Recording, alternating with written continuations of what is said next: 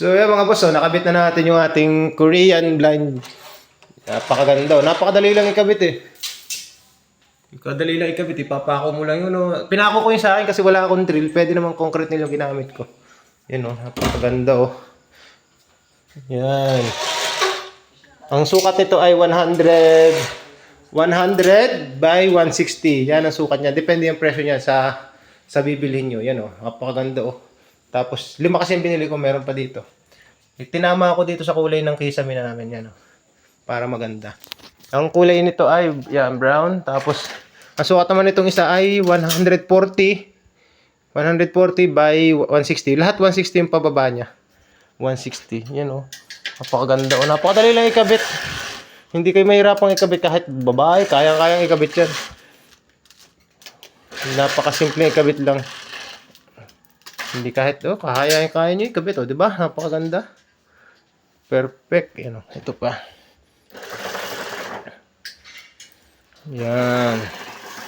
Sa ano ko na to na order diyan oh. Ilalagay ko diyan sa link sa baba sa mga gustong mag-order na legit. Kasi baka ma-orderan ninyo hindi nagde-deliver ng maganda. Ilalagay ko yung yung link dito sa sa yellow basket ko para sa mga ma-order. Yan, basta depende sa size yung yung presyo niyan. Ito inabot nitong in-order kong 5 na sukat ay 140 by 160 na apat, tapos isang 100 by 160 ay inabot ng 3,045. Yan. O, divide nyo na lang. Yan. Ang ganda, di ba? Aesthetic. Bagay na bagay sa sa kisame. Di ba? Kahit hindi na, kahit na bukas na yung sliding, yun na lang. Kasi yung mga sliding, kita yung minsan sa gabi, kita yung tao sa loob. Ito, hindi na. O, meron pa rin dito, yung dalawa.